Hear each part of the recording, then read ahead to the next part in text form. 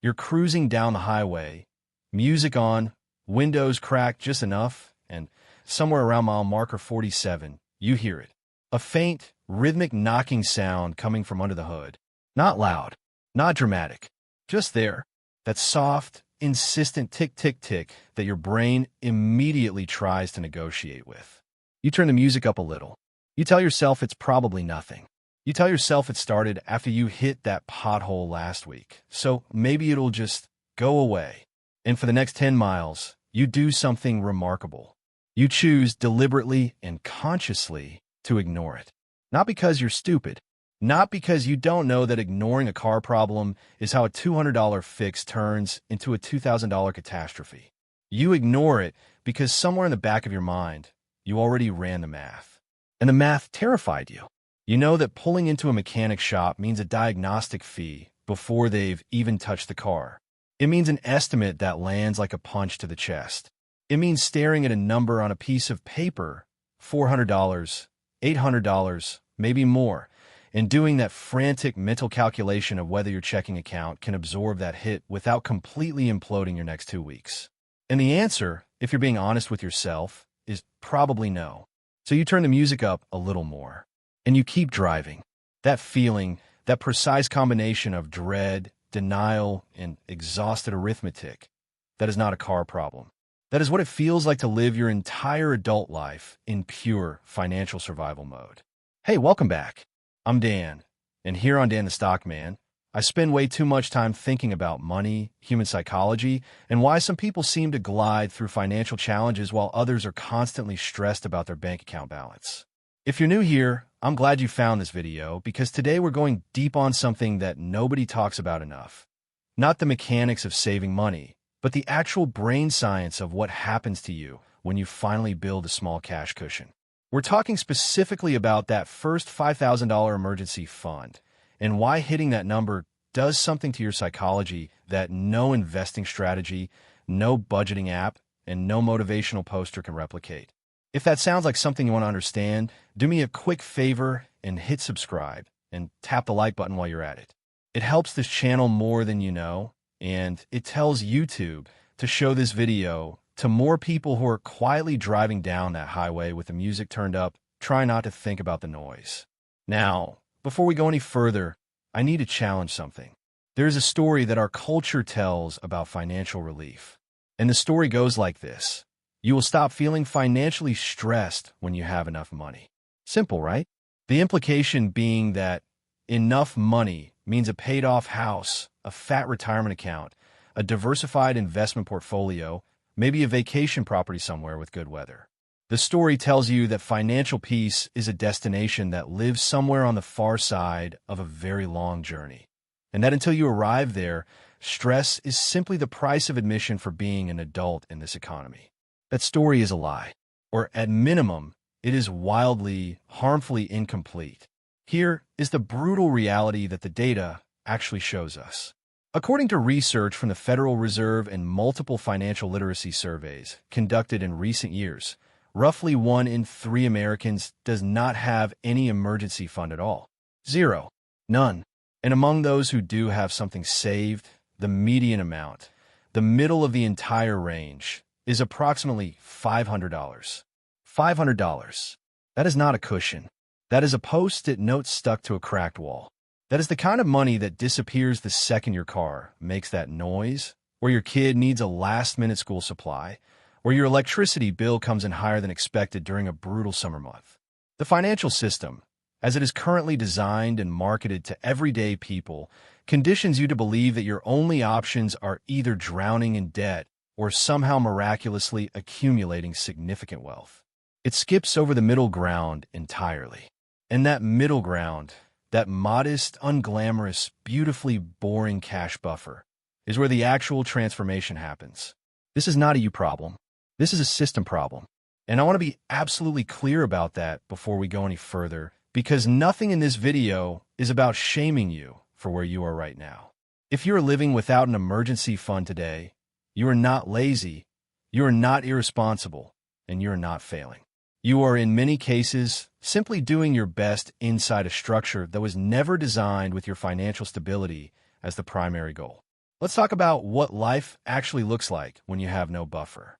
Because I think a lot of financial content glosses over this part and jumps straight to the solution, and that does a disservice to anyone who has ever lived it.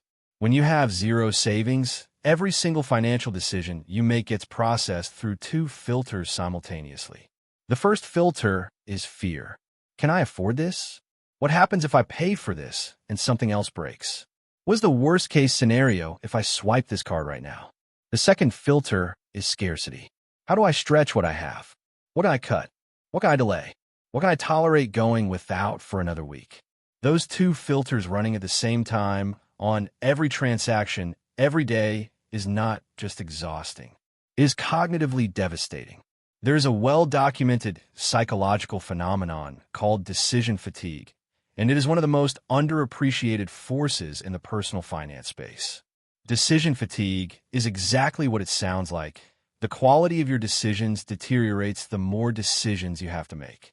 Your brain, for all its remarkable capability, runs on a finite tank of mental energy each day. And when you are living without financial margin, you are burning through that tank at an extraordinary rate before you even get to the important decisions. You're standing in the grocery store aisle doing real-time cost-benefit analysis on whether to buy the name-brand pasta sauce or the store brand. You are calculating whether paying a bill 3 days late is worth the late fee versus the hit your checking account takes right now. You are doing midnight math. That phrase I use for when you're lying in bed at 11:30 p.m. and your brain will not stop running financial scenarios that you have no control over until morning. Every one of those micro decisions, every one of those stress calculations costs you something. It costs you mental energy, and it costs you time, and it costs you the cognitive space you need to think strategically about your actual life. Researchers at Princeton University published a study in Science magazine that found that the cognitive burden of financial scarcity is equivalent to losing about 13 IQ points. To put that in perspective, that is like trying to function after pulling an all-nighter. You're not less intelligent. You're not making bad decisions because of some character flaw. You are making decisions with a brain that is running a constant background process that is draining your processing power. And no amount of willpower, hustle culture, or motivational content fixes that at the root. Only the buffer fixes it at the root. Think about it this way. Imagine your mental bandwidth is a highway, 4 lanes, moving smoothly. When you have zero savings, 2 of those lanes are permanently blocked by construction, the fear lane and the scarcity lane. You are trying to drive your entire life, your career decisions, your relationships, your health, your creativity through the 2 remaining lanes. Everything slows down. Everything costs more effort than it should. You get to the end of the day and you are inexplicably exhausted from doing things that do not seem that hard. That is not weakness. That is physics. You are working harder than someone with financial margin to produce the same output and getting less done in the process. Now here is the part of this video that I find genuinely fascinating, and it is the reason I wanted to make this video in the first place. Because I have read a lot of personal finance content, and most of it will tell you to save an emergency fund because it is a smart financial strategy. And yes, mathematically, it absolutely is. But what nobody is talking about is the neuroscience. The actual measurable changes that happen inside your brain when that buffer exists. And the numbers are startling. Researchers at Vanguard, one of the largest investment management companies in the world, not exactly a touchy-feely institution, published findings on financial well-being that showed something remarkable. People who had at least $2,000 in liquid emergency savings had financial well-being scores that were 21% higher than people with no emergency fund at all. 21%. From $2,000. Not $200,000, not $2 million. 2,000. That is a number most people reading this could realistically reach within a year. And it produces a 21% measurable improvement in how you experience your own financial life. That is not a small effect. That is a seismic shift. But it goes deeper than surveys and self-reported well-being scores.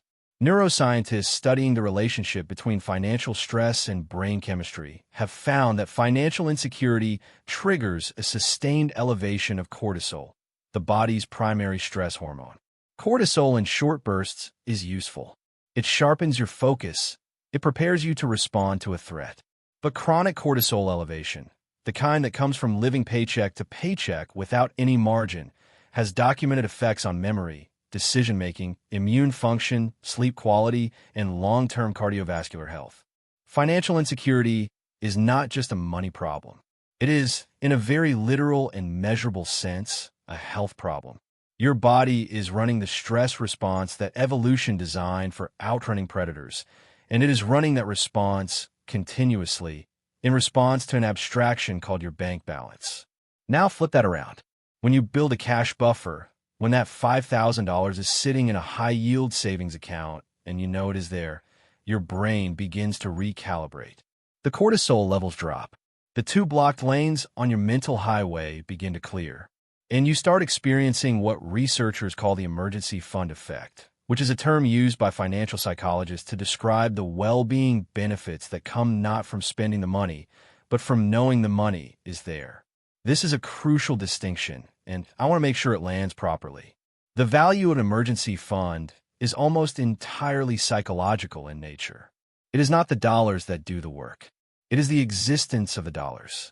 The fact that you could handle something without it destroying you is the thing that changes your brain. The money is the insurance policy, and like all insurance policies, its value is highest when you never have to use it. Go back to that highway, back to the check engine light. Imagine you are driving with $5,000 sitting in savings. You hear the same knock. You feel the same flutter of concern. But this time, the mental calculation goes completely differently. You think, okay, I'll get that looked at this weekend. If it's $200, fine. If it's $500, it's annoying, but we'll handle it. You're not in crisis. You are not spiraling. You are not turning the music up and hoping physics changes. The check engine light has been transformed at the neurological level from a financial catastrophe into a simple inconvenience. Same car, same noise, same repair bill, completely different experience. That is the psychological magic of the buffer.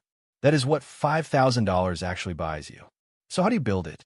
Because knowing why it matters is one thing. But if it were easy, everyone would already have it, and we established earlier that most people do not. So let's get into the actual mechanics of this, and let's be honest about what the process actually requires. The first thing I want to tell you is that building this fund is not primarily a math problem. It is an identity problem. And until you address it at the identity level, you will treat saving like a temporary diet, something you do intensely for a few weeks, lose motivation, fall off, feel guilty about, and start over. The cycle is familiar to most people who have tried to save money without a structural shift in how they think about themselves. Here is the reframe that actually works. You have to stop thinking, I'm trying to save money, and start thinking, I am someone who saves money. That is not a trivial difference. When saving is something you're trying to do, it requires willpower every single time. It is you versus the temptation, every day, indefinitely. Willpower is a depleting resource. You will lose that battle eventually, and probably at the exact moment when the temptation is largest and your resolve is lowest. But when saving is part of your identity, when you genuinely think of yourself as a person who pays themselves first, it stops requiring willpower and starts running on autopilot. You do not have to decide whether to transfer $50 to savings this week. It is just what you do because it is who you are. That shift does not happen by wishing for it. It happens by accumulating evidence. And the first piece of evidence you need is that first $1,000. I want to be direct with you about this. Saving the first $1,000 is brutal. It will feel disproportionately hard relative to the dollar amount involved. Every time you have $100 set aside, something will come up that seems to justify spending it. A dinner out, a thing on sale, a small emergency that feels catastrophic precisely because you have no buffer. The first $1,000 requires you to hold the line more times than you expect, against more temptation than you anticipate, for longer than feels fair. There is no sugarcoating that. It requires deliberate, sometimes grinding effort. But here is what happens when you cross that first 1,000. The habit begins to form. The identity begins to shift. Saving stops being a thing you force yourself to do and starts being a thing you do because you have evidence that you are someone who does it. The second 1,000 becomes noticeably easier. Not easy, easier. And each subsequent milestone compounds that ease because each one reinforces the neural pathway, the habit loop, the self-image. By the time you're working toward 5,000, you have $3,000 or $4,000 of proof that you are capable of building something real. There are practical tactics that accelerate this process. Automation is the single most powerful one. Set up an automatic transfer on payday, before you see the money, before you have the chance to mentally allocate it elsewhere. Even $25 per paycheck is a start. The amount matters less than the consistency, especially in the early stages. A high-yield savings account matters too, not because the interest is going to dramatically accelerate your timeline, but because it creates a slight friction between you and the money. It is not in your checking account. It is not immediately accessible. That small psychological distance makes a real difference when willpower is running low. I also want to address the investing question directly because I know a portion of the people watching this are thinking about the stock market. They have heard about compound interest. They understand intellectually that time in the market matters, and they're wondering if they should be investing instead of or at the same time as building this emergency fund. And my answer is clear and unambiguous. The emergency fund comes first. Every single time, no exceptions, no nuance, no creative exceptions for index funds or employer matches or any other scenario that someone is about to type in the comments. The emergency fund comes first. Here is why. Investing without an emergency fund is like building the second floor of a house before the foundation is finished. Everything looks fine until it does not, and when it goes wrong, it goes catastrophically wrong. Because without a cash buffer, any unexpected expense, a car repair, a medical bill, a job disruption, immediately forces you to either take on high-interest debt or liquidate investments at whatever price happens to be available that day. And that day is almost never a good day to sell. Markets go down. Life does not wait for markets to recover. If your emergency comes when the S&P 500 is down 20% and you have no other option, you have just crystallized a loss that compound interest will take years to recover from. The emotional damage of watching your investments get wiped out by a busted water heater is also not something people talk about enough, but it is very real, and it makes it harder to stay invested the next time markets fall. Build the foundation first. The investing will still be there when you get to it, and you will be able to do it without the constant threat that a single bad month will force you to undo it all. Here is where this all leads, and it is the part one find the most compelling. Because the whole conversation about emergency funds usually ends at the functional level. You have savings, therefore bad things hurt less, therefore you are more financially stable. And that is all true, but it understates the actual transformation. When you have a cash buffer in place, when that $5,000 exists as a quiet, stable presence in a savings account, something changes in how your brain orients toward the future. Remember those two blocked lanes? Fear and scarcity? When those lanes clear, the brain does not simply go neutral. It shifts into a completely different mode. Neuroscientists describe this as moving from a defensive, threat detection orientation to a more proactive, opportunity-seeking one. Your brain, freed from the constant low-grade hum of financial threat, starts spending its cycles differently. It starts noticing possibilities instead of only cataloging dangers. It starts asking, how could I grow this? Instead of only, how do I survive this? That is not an abstract concept. It is the reason that people who have even modest financial stability tend to make better career decisions, form better professional relationships, and take better calculated risks than people in chronic financial stress, even when the difference in their actual financial position is relatively small. It is not about having more money in the abstract. It is about having enough certainty to think one step ahead instead of only defending the current step. And here is the thing about that first $5,000 that I want you to sit with for a second. When you build it, when you do the boring, unglamorous, sometimes frustrating work of accumulating that specific number through consistent, deliberate effort, you prove something to yourself that cannot be argued away. You prove that you can set a financial goal and reach it. That sounds simple. It is not simple. For a lot of people, especially people who grew up without financial role models, without savings habits, without anyone teaching them that a cash cushion was even a possibility, building that first $5,000 is the first concrete, undeniable evidence that they are capable of managing money with intention. That evidence matters enormously. It is the seed of every financial goal that comes after it. The investment account, the down payment fund, the retirement contributions, all of them become more achievable, more real, more inevitable because you have already proven that you can do it. You stop running the midnight math, not because there's nothing left to worry about. Life will always offer something to worry about, but because you have taken the most destabilizing variable off the table. The low-grade financial dread that has been running in the background of your brain, costing you sleep and IQ points and peace of mind begins to quiet. And in that quiet, there is space. Space to think clearly. Space to plan. Space to want things for yourself that go beyond just making it to next Friday. That first $5,000 is not just a financial milestone. It is a psychological one. It is the moment you stop being at the mercy of whatever happens next and start being someone who has a plan for what happens next. It is, in the most practical and measurable sense possible, buying back your peace of mind. Build the foundation. Put the buffer in place. And then watch what happens to the rest of it.